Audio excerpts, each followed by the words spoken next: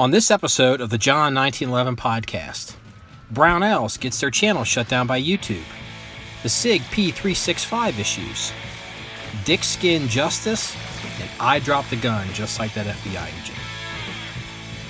Okay, good morning everybody. This is Marky and Freeze, and this is episode 99 of the John1911 Podcast. How's it going, Freeze? Pretty good. That's good. I'm glad to hear that. It's still morning. It's late morning. It's about 11:30, 11:40. So, we haven't broken noon yet. So, what time did you get up this morning?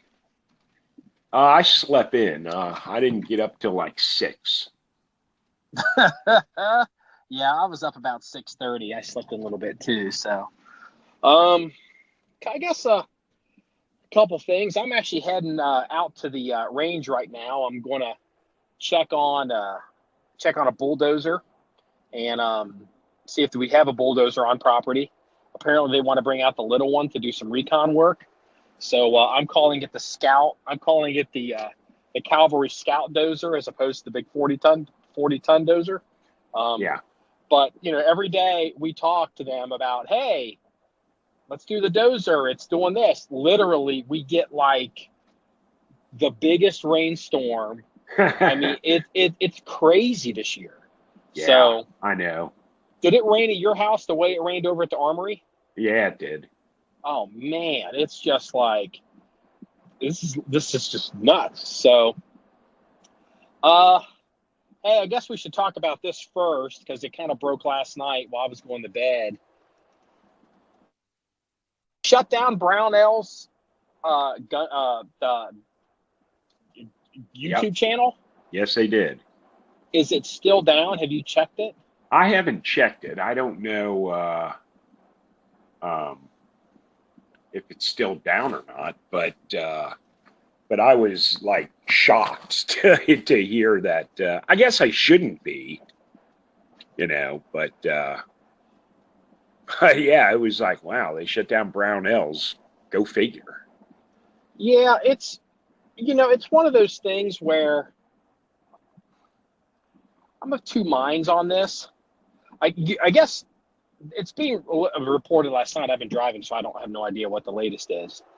But I guess the Brownell social media managers have come out. They noticed it was down yesterday. And they said there was no warning, no strikes. Their position is they didn't get anything. We had no strikes or warnings. And they apparently said that they went through and looked at YouTube's terms of service with their new community standards. And they actually went through their videos and scrubbed stuff to be in compliance, which, I don't know. The problem is Brownell sells guns now and they sell parts, and I believe connecting to that stuff is technically a violation of terms of service. I guess.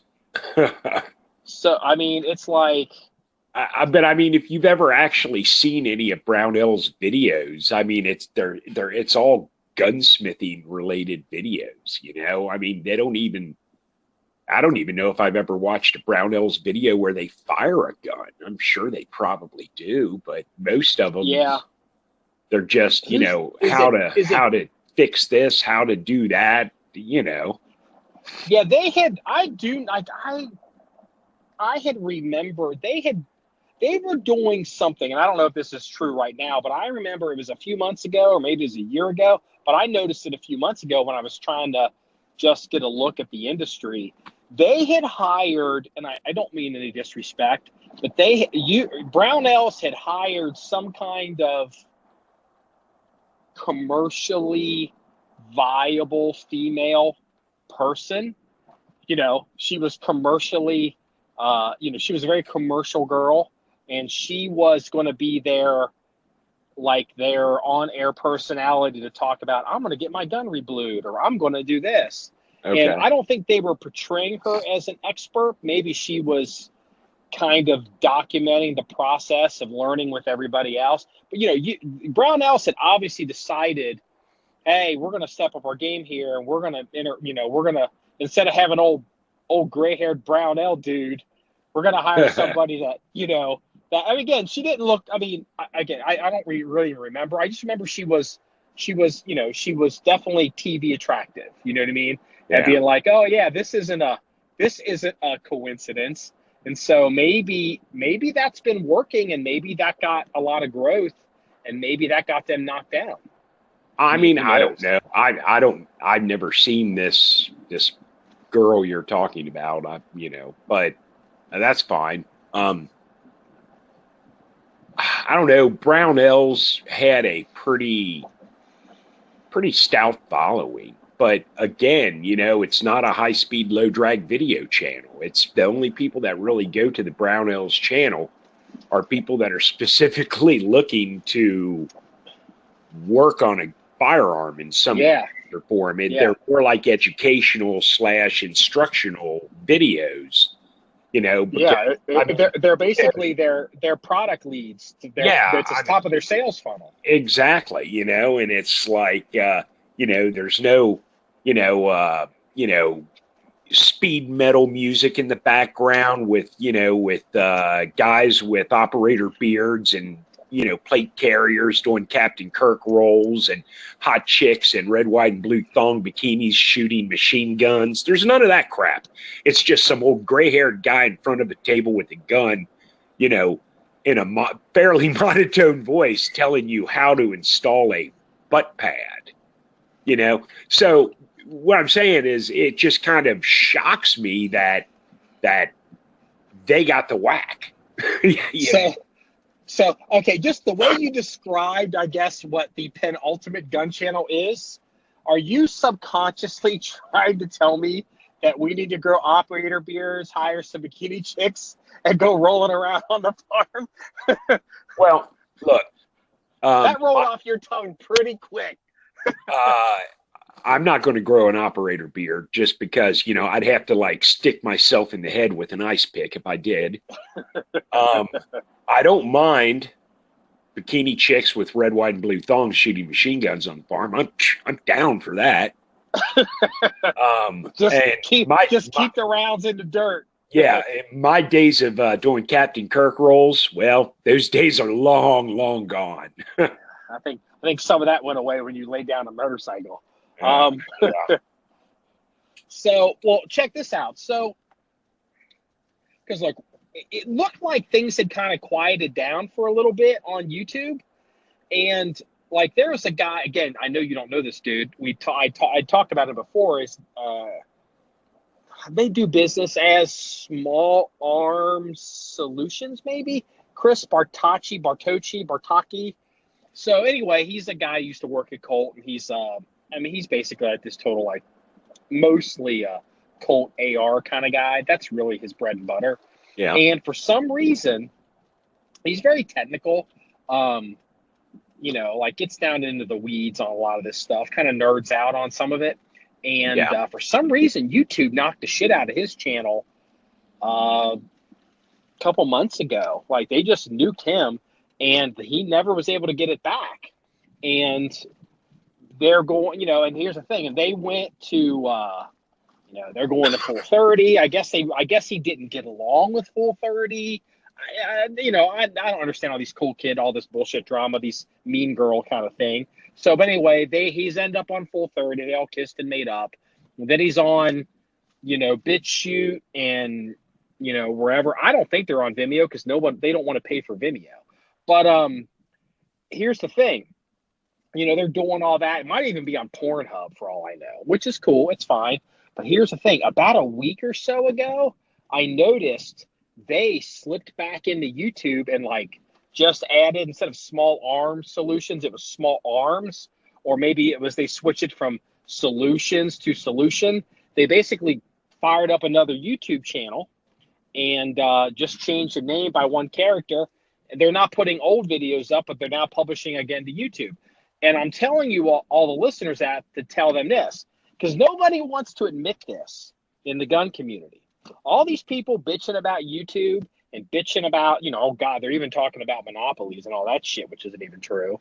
But here's the thing. All these fuckers that are bitching about YouTube and how YouTube treats gun people like dog shit all watch goddamn fucking videos on YouTube, because I saw him do that and I was like, I wonder. So I decided to check out his BitChute account and some of his other stuff. And here's the thing. And I even looked at InRange and the other guy on the Pornhub, the InRange guy, the guy with that haircut. So, you know, if you look at the history of their videos on the porn site, you can see, like, initially they were like in 1,000, maybe even 2,000 views, you know, respectable numbers. Yeah. And that's when the news hit and it went all worldwide and everybody went to Pornhub to watch a gun video. And then you look at the last couple weeks and you look at the trend lines and it's all going down, down, down, down, down. Nobody's watching these goddamn videos on Pornhub or really BitChute. They're all still watching it on YouTube. And I guess the summation on this is we're kind of in the worst case scenario with YouTube, because you and I, we've talked about this privately and maybe even hinted around about it publicly. We don't care if YouTube kicks us off of YouTube as long as they kick everybody else off.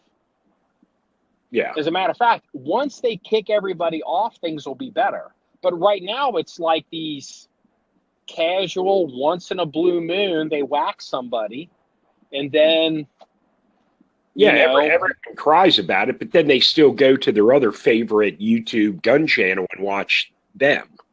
Mm-hmm. So, you know, until they kick everybody, here's the thing, like what's the plan for John1911 on YouTube? Well, we publish to YouTube. I intentionally try not to do a few things to antagonize YouTube, like just some outbound links, because we're getting more offers to do some type of, you know, brand deals. But you know what? Let's say, you know, all of a sudden, bam, John1911's knocked out. Whatever. It'll be John1911, John's 1911 the next day, and we'll just, because we don't have that many people that are subscribed on, you know, we get far more people watching our shit on the website than we do on YouTube. I mean, it's like 10 to 1. So we would just basically reconstitute, just open up a new channel until they knock everybody off. You know, I mean, it's just, I mean, I hate to say it like this, you know, when they knock off all, whatever you consider your big favorite YouTube gun channel, when they knock all those people off and it's for real, that's when things will change. Until then, it's all just bullshit. Yeah. You know, I mean, Brownells, whatever.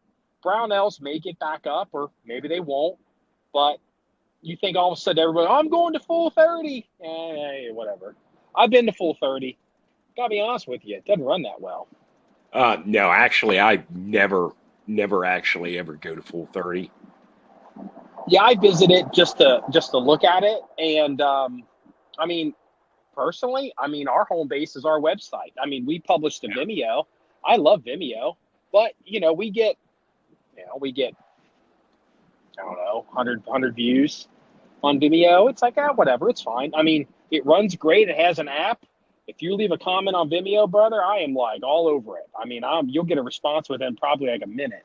You know, and it's just like I guess we're fortunate that we don't have 8 years of brand built in the YouTube to be sitting around waiting to get whacked. Dude, wait till Nuttin' Fancy gets whacked or Hickok 45 gets whacked.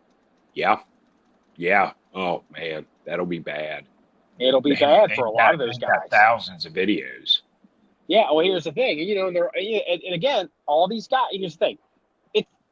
You know, all these guys, they make all these bullshit comments, and it's funny, they make a lot of them on YouTube as well. And they're all saying the same thing. Well, I'm just going to go to full 30. Well, I got news for everybody. Nobody's watching anything on full 30. I went there and looked at some of their numbers too. They're not impressive.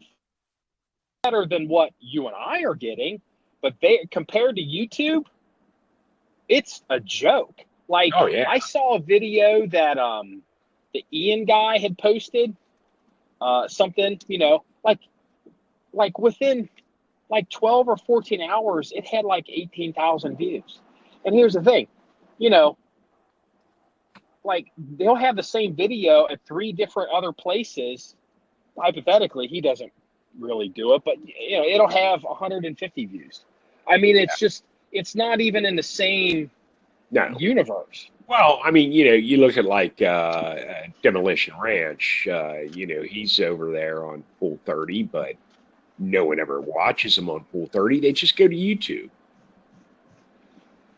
Yeah. Well, they've gone into full merchandising, because I think all the money he was making on advertising has basically been shut off. Oh yeah, it has. I think, he's talked about it. He's been demonetized. He's making nothing. Yeah. You know, I mean, and the truth is, a lot of the people out there that don't do YouTube videos, I don't know if they think that, you know, oh, all these guys doing YouTube videos, you know, make millions of dollars. No, that is not even true. There's no one making money on YouTube anymore. That's not true. There are, but you know what I mean. Yeah. I mean, apparently look, the truth is, we honestly, you and I, we don't know. We were never around when people supposedly were making bank with YouTube, but we've heard from the people that were making bank that they're not making bank anymore. Yeah. You know? Yeah. And I wonder, like, how many of these people are going to be switching over to the Patreon thing? A lot of them. A lot of them are setting up Patreon accounts, and look, that's fine. You know, you got to do what you got to do. I'm totally okay with that.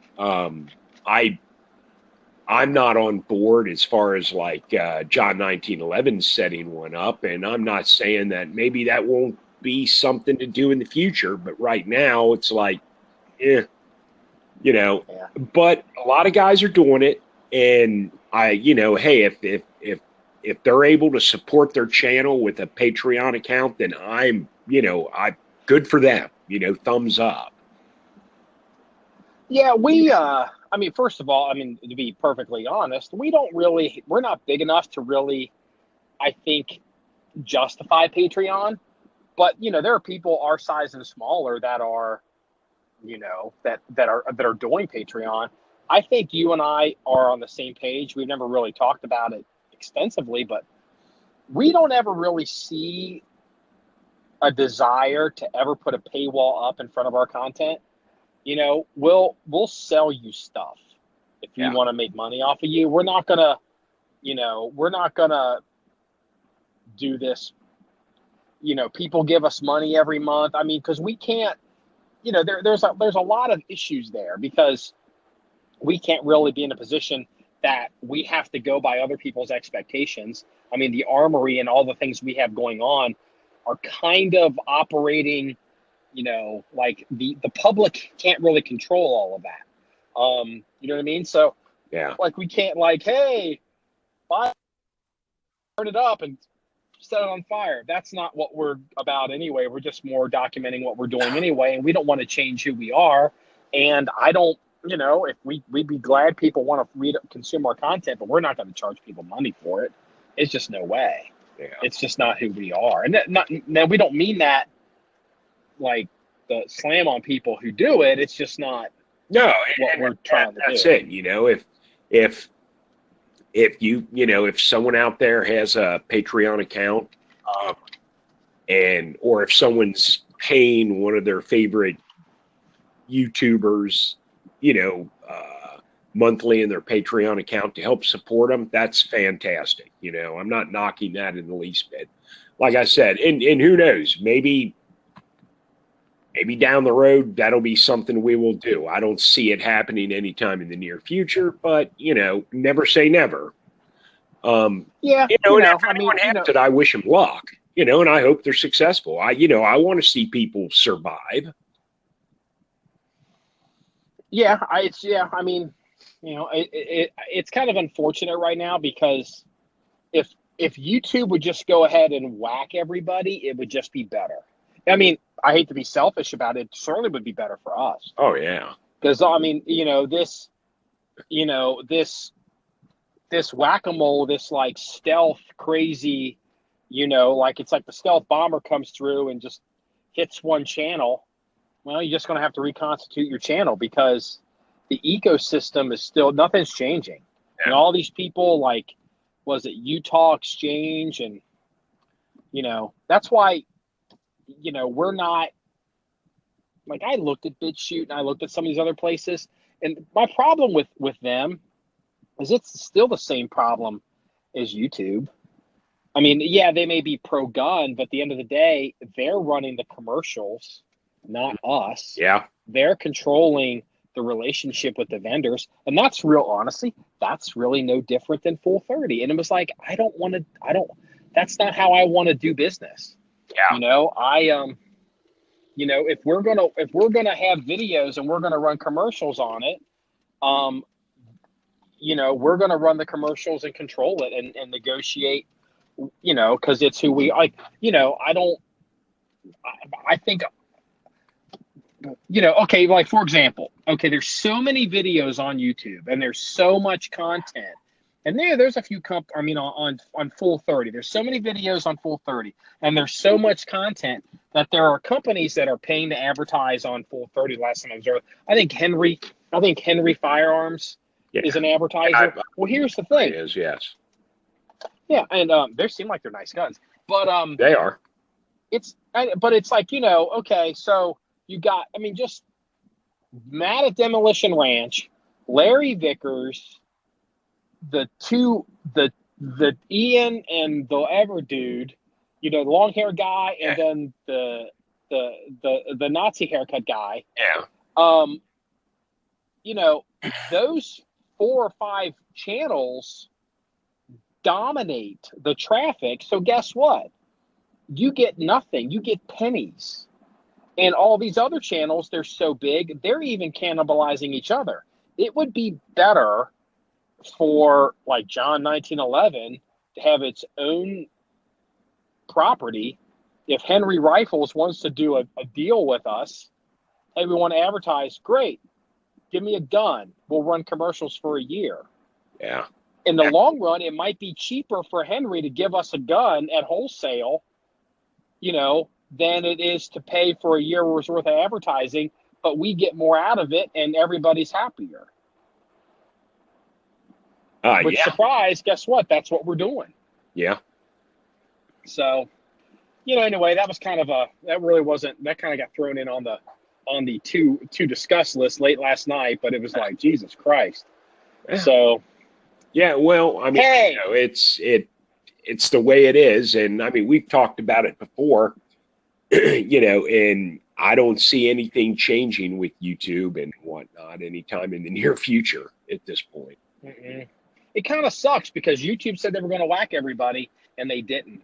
So, hey, I want to talk about the FBI agent that's doing the backflip at the, I think it's probably a wedding, or maybe not. I don't know what it was. Yeah. Did you see that video? I did.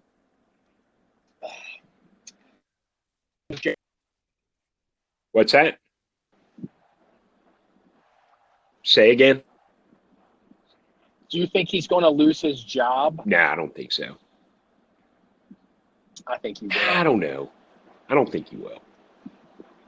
It's one thing to drop a gun. It's another thing to have a discharge, you know, publicly, you know, in a public space. It's another thing to actually nick somebody with it. I don't know. I mean, he's a federal employee. You know, we'll see. I don't think he'll lose his job. I think he'll get obviously a reprimand. I think it'll go in his permanent record, but I don't think he's. This is going to go on your permanent record. But hey, you know what? Everybody's got to straight up and admit this. Dude's got some moves. Yeah, he does. Yeah. White boy can dance. Yeah, no, he's got some good moves, no doubt. You know, I thought it was pretty impressive. But it's interesting, you know, what nobody really wants to talk about. Like, you know, nobody really talks about it honestly because they all just want to, you know, because it's funny. Again, nobody on the internet ever drops their gun. Yeah. And we all know that's not true. But what set the gun off wasn't the drop. It's snatching the gun. And he didn't try to grab the gun midair. But what he did was still the same mistake. When a gun falls,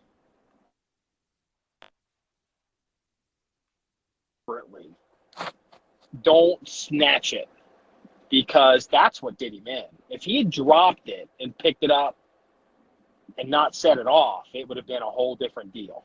Oh yeah, absolutely, it would have been. Yeah. So,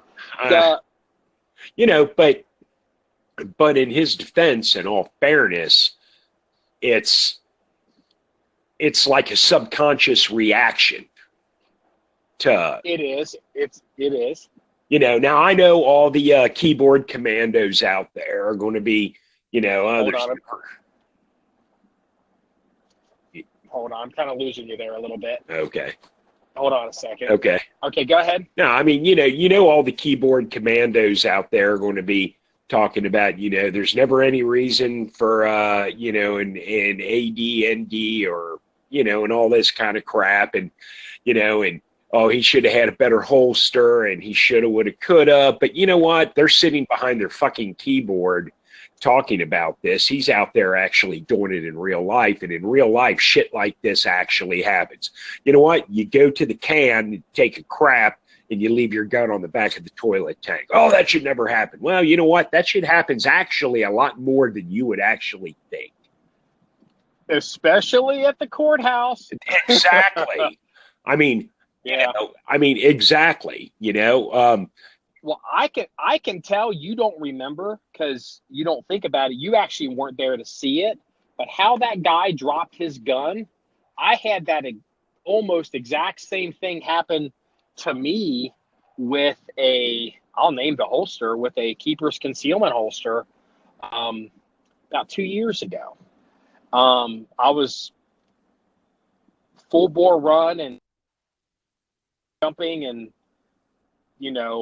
chasing after somebody, and all of a sudden, and I had to, I don't want to get too much of it, but I had to, do this roll, and my gun went skittering across the floor, and I ran and picked it up.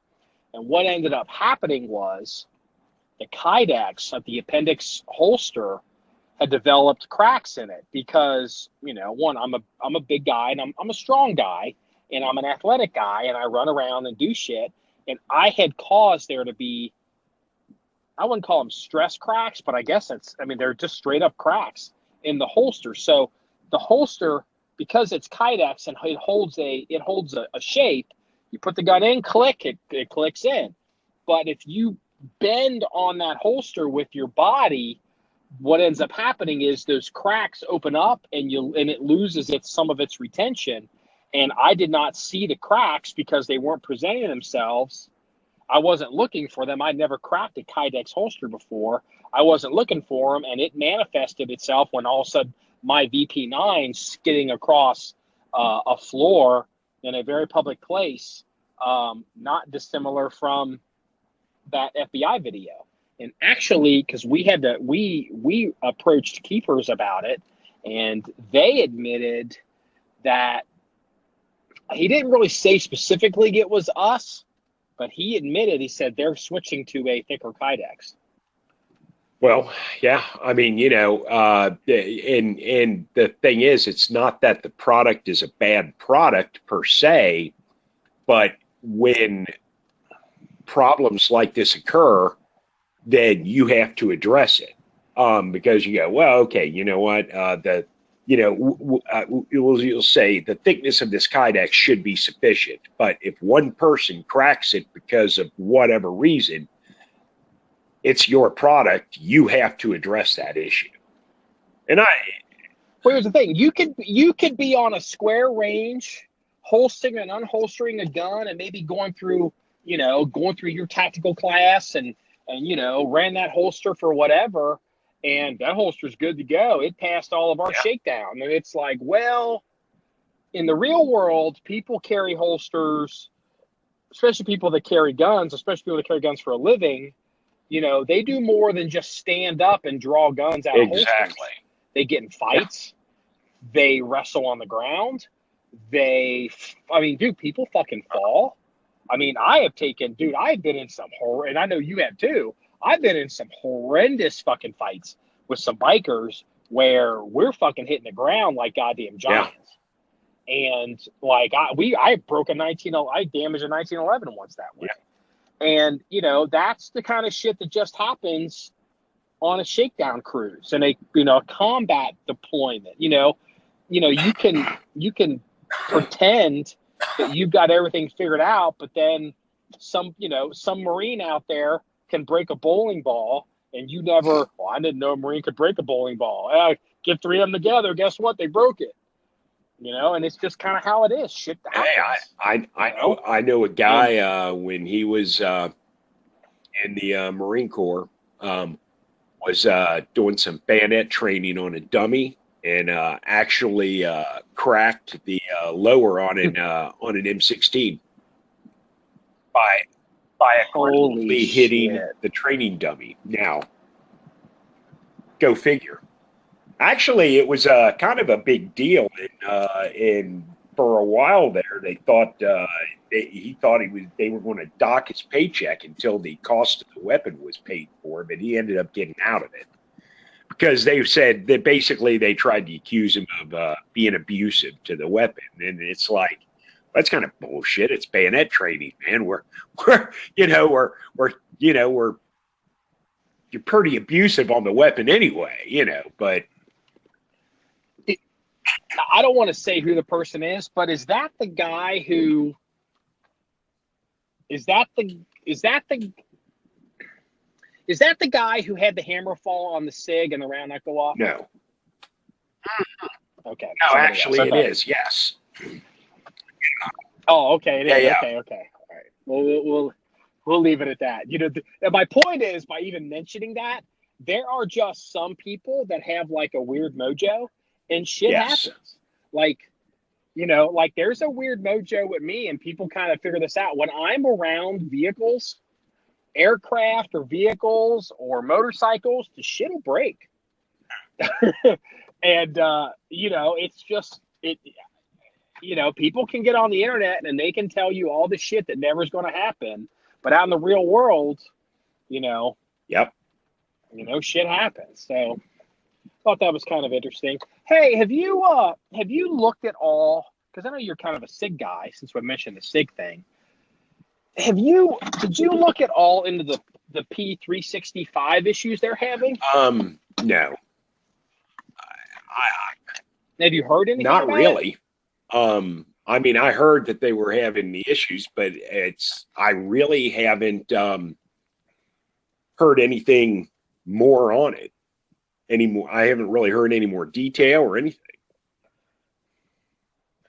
Well, I just skimmed it like yesterday, because I knew we were going to try to talk about it today, and I just kind of figured you would be all up on it because you're like Mr. Sig Boy.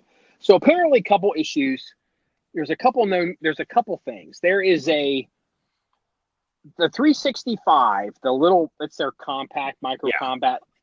I think the 365 is their little subcompact. Yeah, I know someone who just bought one of those. Is it a 320 basically, or is it something else? No, it's.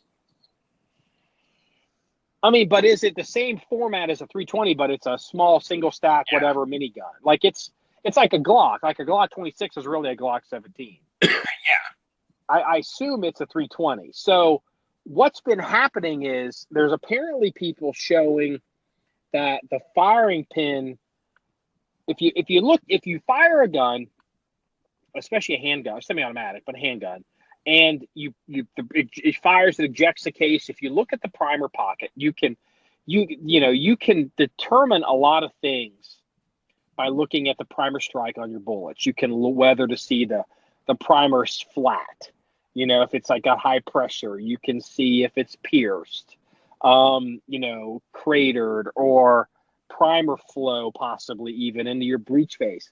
But what apparently has been happening is people are seeing, instead of seeing a round divot in the middle or, in their primer, they're seeing kind of like a drag mark across the face of the primer. So what's happening is the gun is probably unlocking so fast that the firing pin again, there could be the firing pins getting stuck, or maybe the whatever. But what's happening is the gun is starting to cycle before the firing pin is back into the firing pin chamber, and it's dragging on the primer, and so it's a timing issue. Either the gun's unlocking too fast, or the firing pin timing of the firing pin spring, or the firing pin design is too slow. And people were seeing this, and they started saying, we're going to start seeing broken firing pins. And it was like goddamn clockwork. In about 3 weeks, you started seeing people complaining that they're breaking firing pins. Some people are breaking them around 60, 65 rounds. Other people are breaking them around, 500. But they're breaking pretty. It's happening enough that it's a known issue. So that's one. Again, look, is that a big deal? No, in the long term, they'll figure it out. Like the 1911, they came out with the A1. But check this out. Dude, there's a video. I got to send this to you. There's a video of a guy. Looks like it's a security camera in a gun store. I think he works at the gun store. They're in there by themselves. They're doing something at some counter. And he's got this gun. And they're saying it's a 365. I can't tell. Okay. He admins it, loads it, unloads it, does something, shoves it in his appendix holster. About 30, 40 seconds later, he walks around the counter and there's something on the floor, and he bends over. He bends over to pick something up off the floor, and that 365 discharged. See, I hate videos like that because everyone's going to piss on the gun. And damn good and well it's the holster, not the gun. That's likely the holster, not the gun. Because if it'll pull the trigger, if I was Sig, I'd be like, fuck you, that's the goddamn holster. That's not the gun. Yeah, the trigger's so the holster, it's like what we talked about before. Maybe the holster's got a crack in it. Maybe it's flexing and compressing. Maybe something got down into the holster. But what you're seeing is there were some people that were kind of furballing the firing pin issue with that ND issue, and fucking Sig. Yeah, I know. I like I said, I hate videos like that because everyone's going to sit there and shit on the gun when man, it could have been any gun. Yeah, that can certainly happen. Especially, but that brings up a good point as to what we were talking about earlier about real world scenarios and real world situations. That guy wears that holster every freaking day on the job, working in a gun store, like I said, maybe it had a stress crack. Was it an ambi holster? An ambi holster? I mean, yeah, was it not an ambi holster? Was it an AIW appendix holster? What kind of holster was it? Was it an IWB and OWB? I mean, what rig was the guy wearing? I haven't followed it that closely. They may not be disclosing who made the holster. There's probably a bunch of people out there that know, but it's an appendix carry, which again, you don't carry appendix, which means it's IW in the waistband, kind of like how I carry mine. And if I bend over on my holster, and I'm a big dude, I put some stress on that setup. And he obviously bent down to pick something up. He bent at the waist, and he collapsed. Something in that holster moved, whether it was fouled or maybe the holster collapsed, but it set off that gun because his body bent over onto the gun. Okay, so and then of course. Then the other side of the coin is then you're going to have all the guys, bitching about, well, that's why you don't carry appendix, blah, blah, blah, and all that shit, So, I mean, look, I carry appendix, and look, I was carrying goddamn appendix. I remember talking to this guy, and he's this hot shit SWAT guy, and, everybody fucking sucked his dick until they decided they didn't want to do it anymore. And I was carrying Mexican and cross draw back when all these cool kids didn't like that. But I was carrying a lot of times deep concealment in situations where even having a holster, if you get caught, it's one thing to get caught. A lot of people don't understand this. If you don't live in the world of dirtbags, it's one thing to have a gun, you know, and, you know, dirtbags have guns. You know, hey, dude's got a gun. That's fine. But more often than not, dude's got a gun in a holster. What's going on with you? Because a lot of bad guys generally don't carry guns. No, they don't. And so, yeah, they don't. And, you know, it's just one of those deals. So all these cool kids back then, this is in the early 2000s. Oh, yeah, that's fucking whatever. Someone's going to snatch that gun. Literally, this conversation we're having.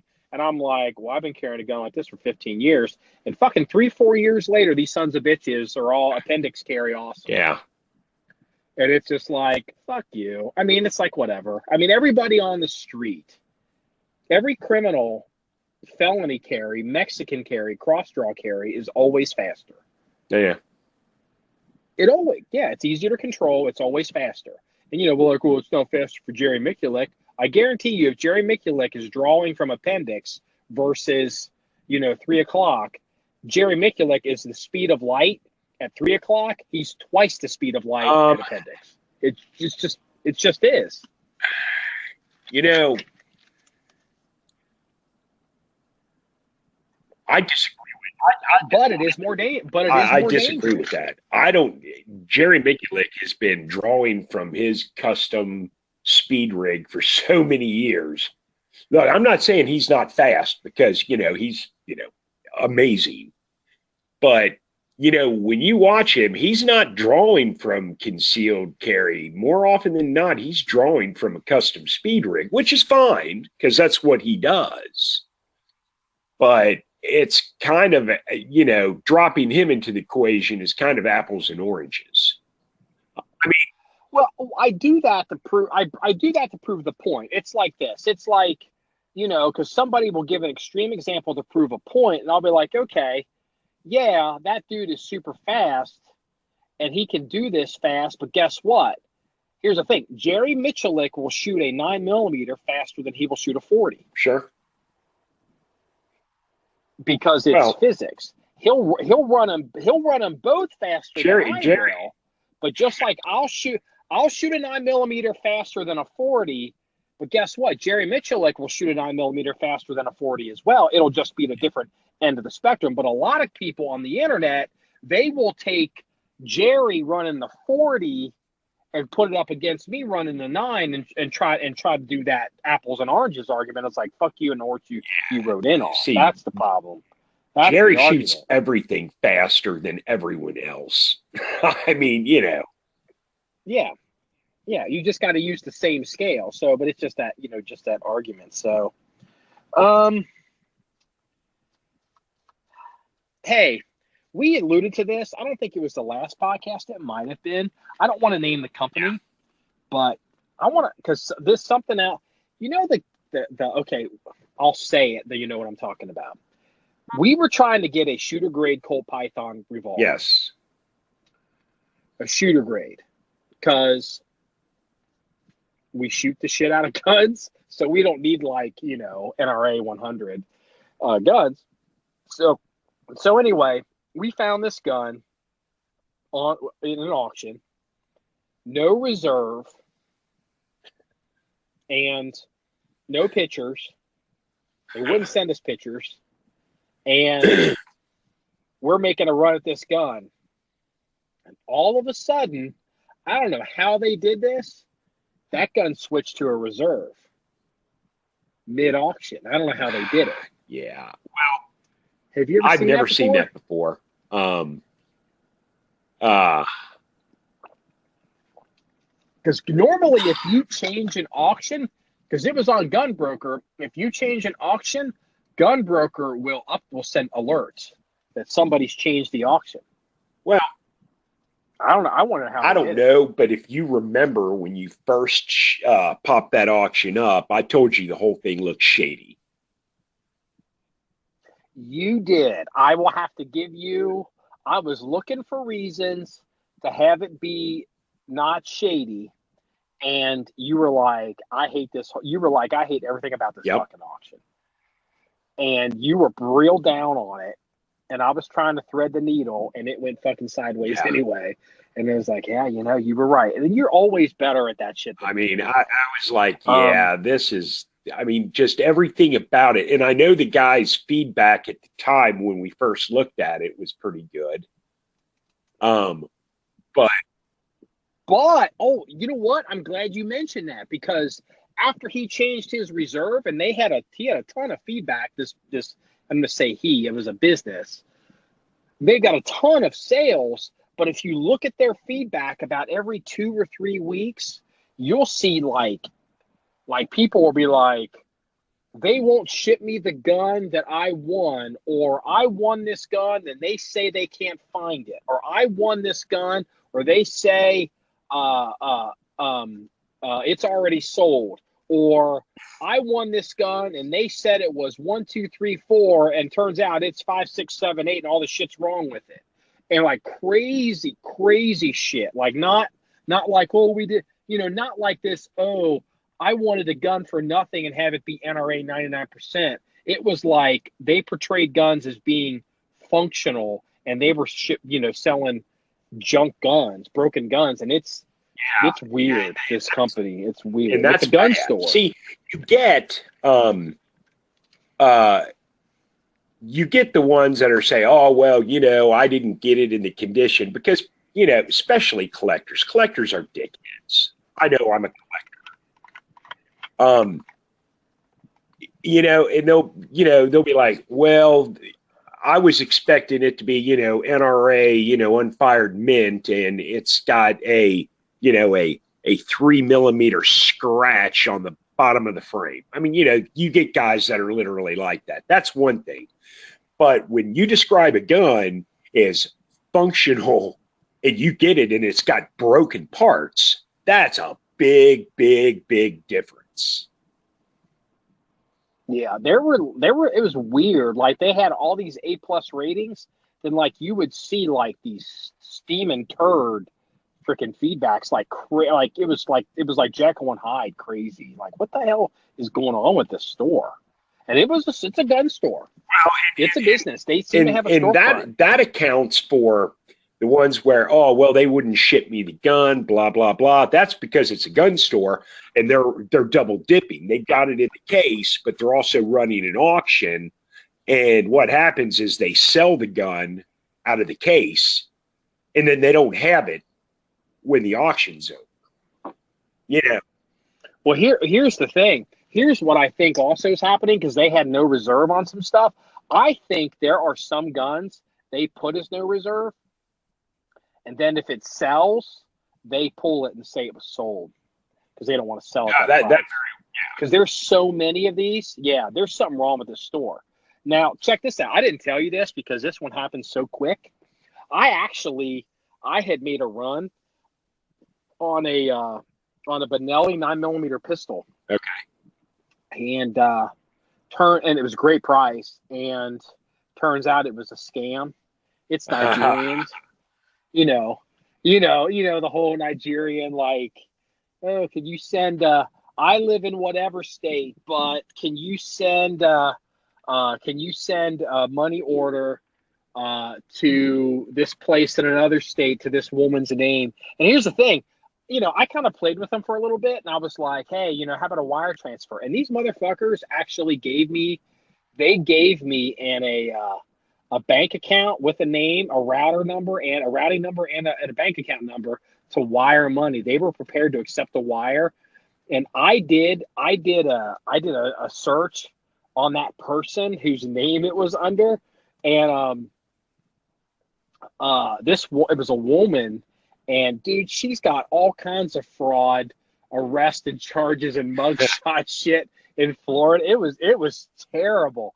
But here's the thing that was interesting. So, look, the Nigerians always have a problem. If you're listening to us and you're like, yeah, I want to buy some guns on Gunbroker, but I'm a little afraid, or I want to buy guns off the internet, but I'm a little afraid. Here's what you do. It doesn't hurt to talk to somebody on the phone, because you can tell real quick if they, what the deal is with the gun and what the deal is with them. And one of the big keys, like I remember this, like I was trying to buy some Blaser, this fancy German Blaser nitrided barrels and guns and all this crap. And I was like, hey, can we talk on the phone before I send you this money? And it's some dude. It's like he's from Nigeria. And, and then he's like, and they just, everything's hard. We'll go to Walmart and get a money order. And, well, could you just send me? He's like, I'll send, well, you're going to have to send me the barrel first. He's like, well, why don't you send me like $100 just as good faith money? I'm like, dude, I can't, because they just want to get any kind of money out of you. Because you can tell when you get them on the phone. So, shit's wrong. But the Benelli pistol, I wanted to tell you this. They know when they get you on the phone that they're busted because they're Nigerians. And they're never really good advertising from Nigeria. And so these people, I was like, hey, let's talk on the phone and maybe we can talk about a wire transfer. The guy, he literally goes, hey, I'm hard of hearing. I prefer text. I'm a vet. So he wanted to do all text. He did not want to talk on the phone because he can't hear. And he's an Army vet. I was like, ooh, this is a good one. That was the first clue. I was like, whoa, red flag. And he didn't want to talk on the phone. And but I never heard that one before. I'm a vet and I'm hard of hearing. So can we just do text message? I was like, damn. Yeah. Well, I mean, I don't know. On one hand, that's actually a pretty good comeback. It is a good, because, that goes right to the heart of, like, a lot of gun guys or military guys, or they're patriotic. Yeah. I mean, typically, if you care about guns, you care about the Second Amendment. And if you care about one amendment, you care about the entire Constitution. You don't want to shit on a vet. Exactly. Like, what if, oh my God, what if the guy's shell-shocked from Normandy? And I'm like, you know what I mean? You start second-guessing yourself, and you're like, am I going to be a total dick? Do I want to be an asshole to a vet who's hard of hearing? To a hero? Yeah. Defending my freedom? I know. And it's just like, I was like, that's a good one. I was like, I hadn't seen that one yet because, and look, and I'm going to say this one too, 9 times out of 10, if you're going to run into a Nigerian scam selling guns, it's going to be on arms list. Sorry, arms list. It's true. They're not generally on Gunbroker. They are all over arms list. There's a lot of fake, shady shit on arms list. So I saw a Benelli pistol. It was a caliber that we supported. I was like, you know what? We could do something with that. We could play horse with that. And I made a run at it, and it was like, yeah, it's fucking. Well, it's like the time I used to deal with the Russian mob. I used to buy a lot of stuff off of eBay. This is going back pre 9/11, and I used to deal with this guy out of St. Petersburg, and he used to give me some really, really good, hard to find stuff at a price.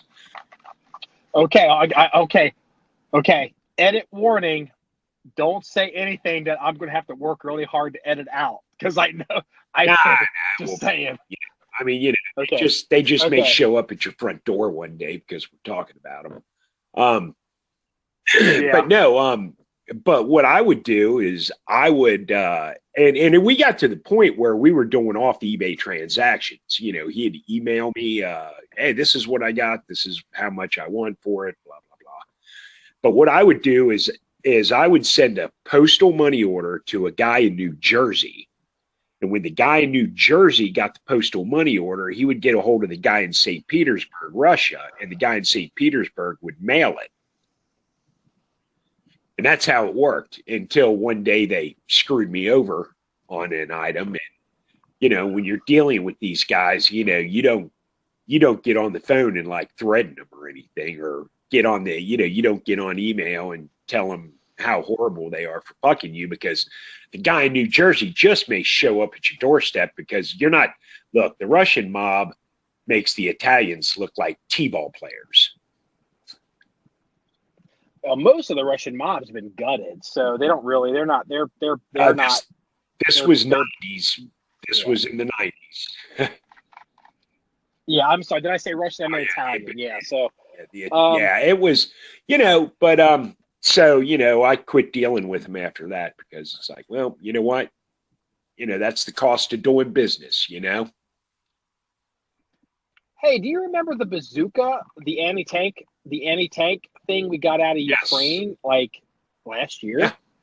And that was very similar. We're talking to this guy, and he's in Ukraine, and everything's legit, and everything's got paperwork. It's, you know, it's going to be export compliant, and, you know, he's got paperwork from the government, and, you know, he's sending over all this shit. It's in Cyrillic. I can read some of it. And all of a sudden we make payments, and all of a sudden the payment goes to goddamn Poland. And I'm like, what the fuck does Poland have to do with this? I was like, oh shit. And like, I literally am like, okay, if this thing shows up.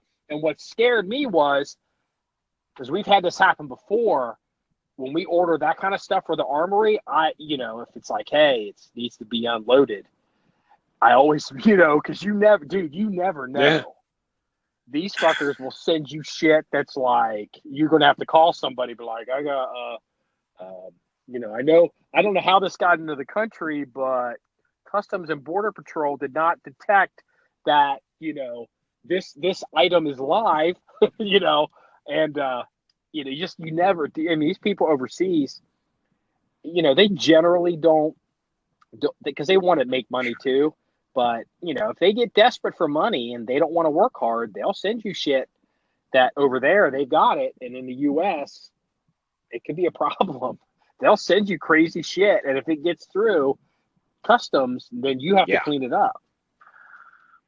You know, a lot of people don't understand that because customs only, I mean, you know, you're not trying to bring shit into the country that's illegal or restricted or off license, but because the other people on the other side of the transaction either don't understand or don't care, they'll just send you crazy shit. I ship you rocket. Oh, fuck. You pay, I ship rocket. It's like, well, I mean, you know, the truth is, and it's a lot harder today to get stuff through the mail than it was pre 9/11. But stuff still does get through. Yeah, it does. You know, they just can't check it all, so they just know when. Yeah, so. I mean, you know, it happens.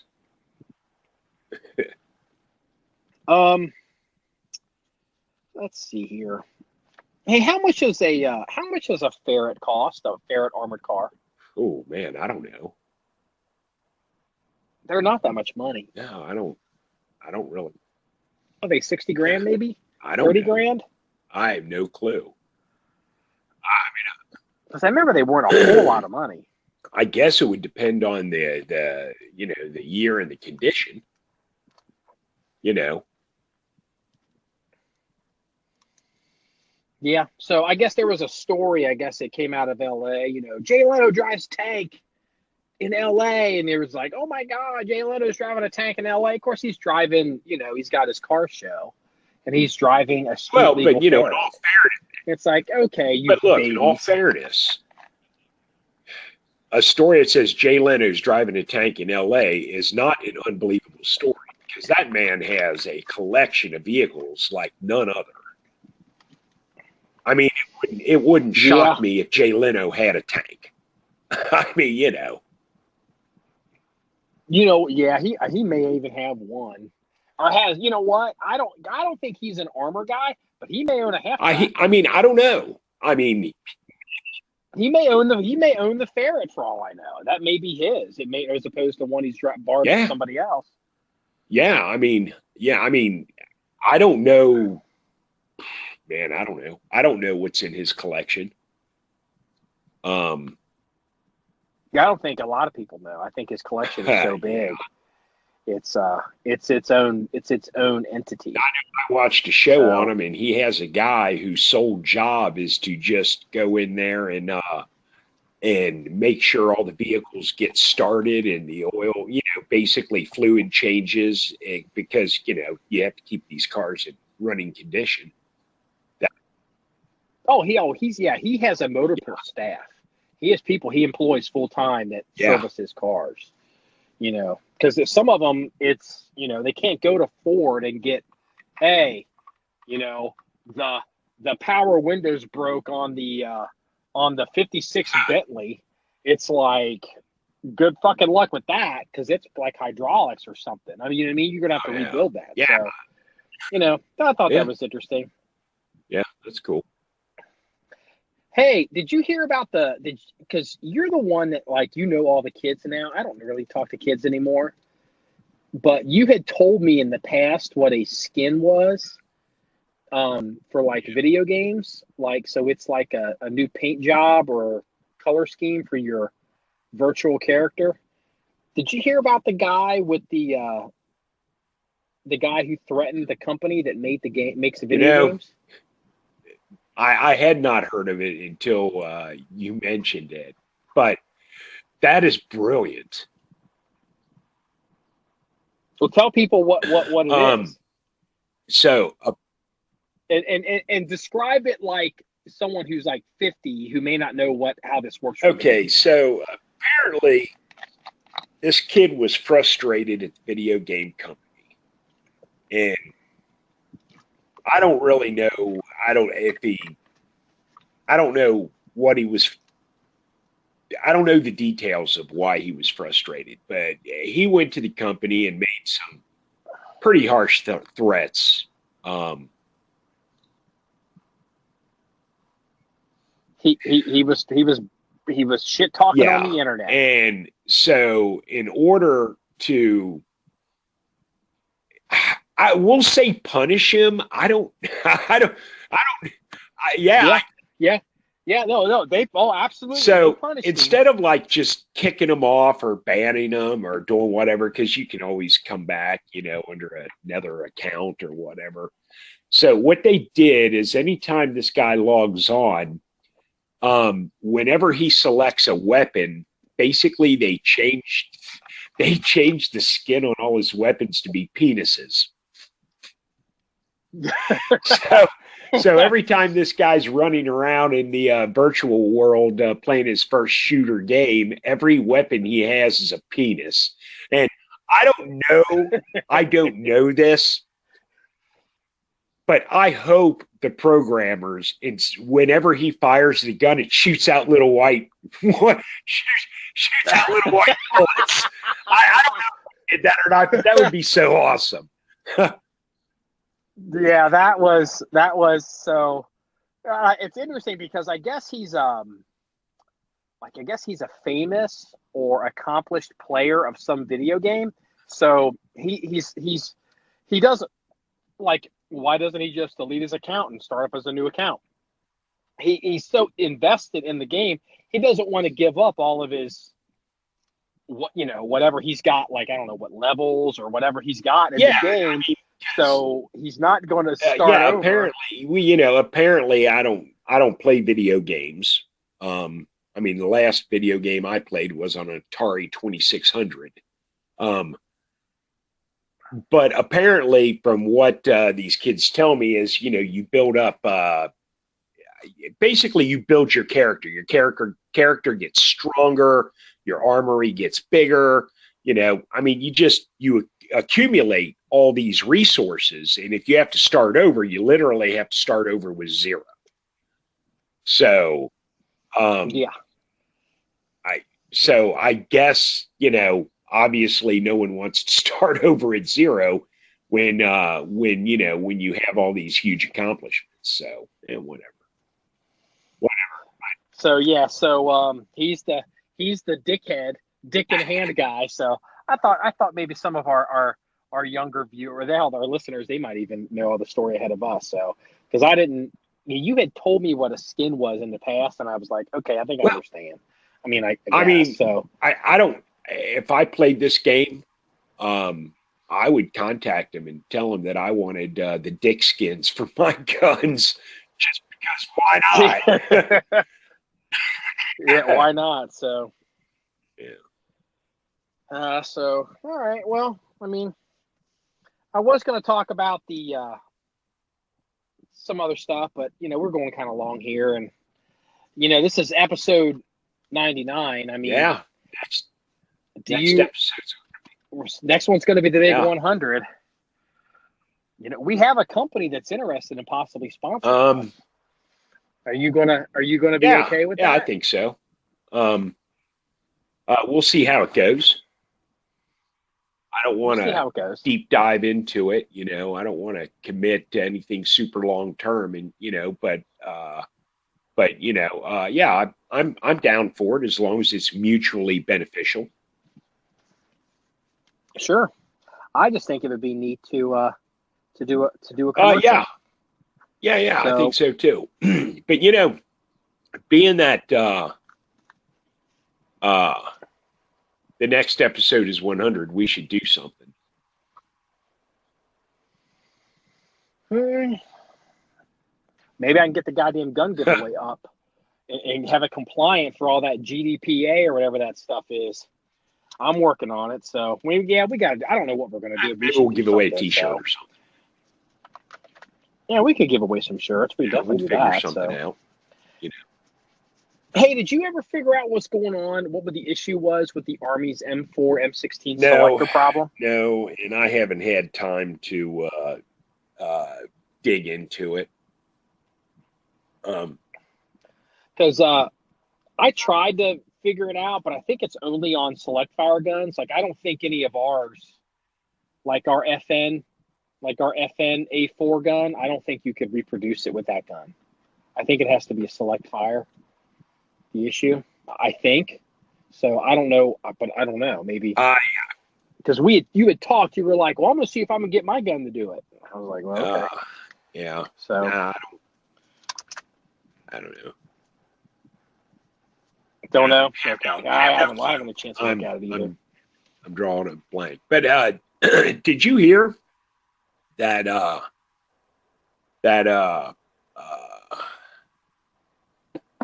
oh my God, I can't believe I can't do it. The name just went right out of my freaking head.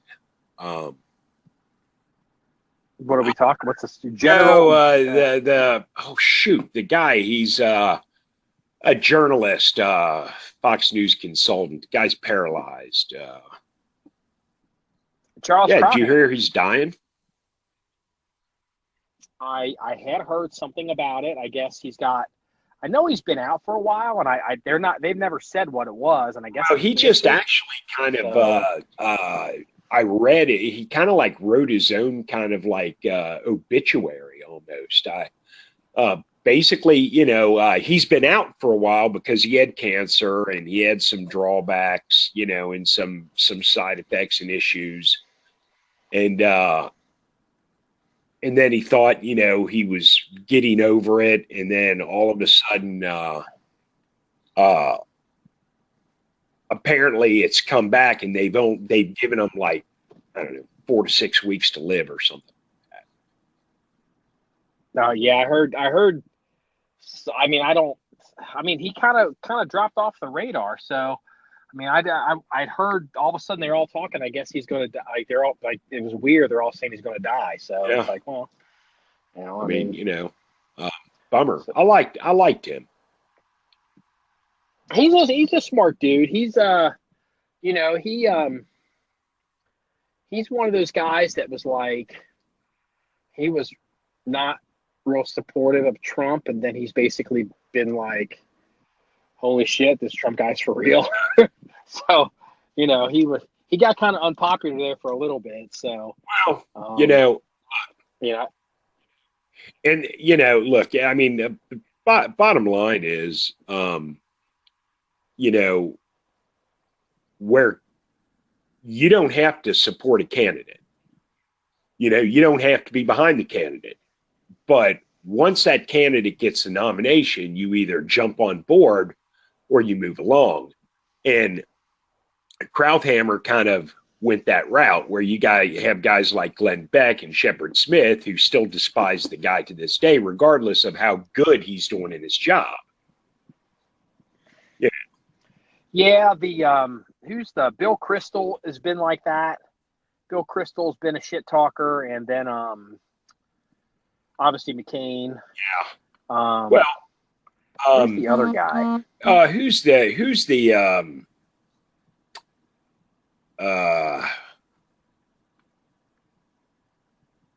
oh man, he's got one of those comedy shows. He's a real big liberal douche. Oh, you're talking. You're talking about Bill Maher wanting to crash. Yeah, I mean, how freaking insane is that? You know, that if that doesn't tell people everything you need to know about what's wrong with you know, I mean, you know, talk about a lack of humanity. Like literally, let's crash the country just so we can get rid of Trump, because we don't want Trump to do well. So let's crash. I mean, it's the crazy batshit nutcase stuff that comes out of these people's mouths. You know, I mean, and I'm like, really? You hate the man so much that you're okay with crashing the economy. Not that that would actually get him out of office. I mean, it might get him not reelected, but in order to, Bill Maher realizes that he would rather totally crash the economy of this country, because that's the only way he can see Donald Trump not being reelected. If Bill Maher had the ability to flip us, if he had it in his hand, he's like, if I could push this button and I could crash the economy and it would derail President Trump, but nobody would know, and I could push this button, then I could guarantee Trump doesn't get reelected in 2020, Bill Maher would probably push that button, which I think is more telling, because the idea that he's a liberal and he cares about everybody and he's concerned about everybody, and, you know, whatever this argument that that was so, I mean, on its face, frightening. And talk about when you get into this, is the idea of a statist. There's no moral direction or moral, you know, even like pause to like the idea of right and wrong. You know, it's like, you know, again, in the darkest days of Barack Obama, and I had said this publicly, I said it on Facebook, I said it on the podcast, I said it in articles. I think Barack Obama is a communist. I don't support his policies. I believed a lot of what Barack Obama did and ultimately wanted to do. He wasn't completely honest about it. But at the end of the day, I would jump in front of Barack Obama and take every bullet in the world because he's my president. And it would be the ultimate irony if I had to die so he can live.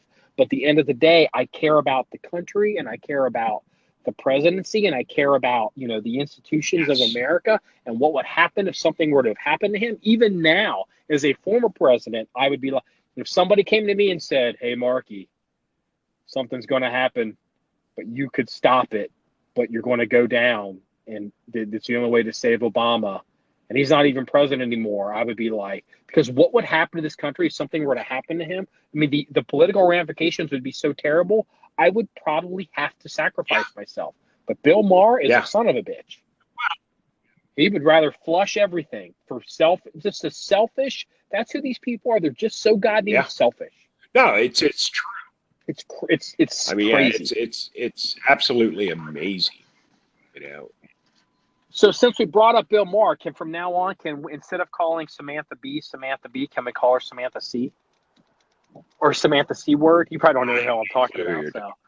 So, but somebody does. So from now on, I determined that Samantha B shall forever be known as Samantha C, and we'll just leave it at that.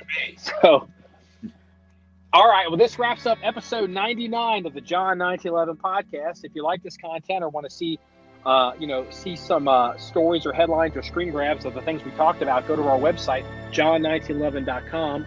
That's JOHN1911.com. Remember, it's all about shooting guns and having fun. Everybody, see you later.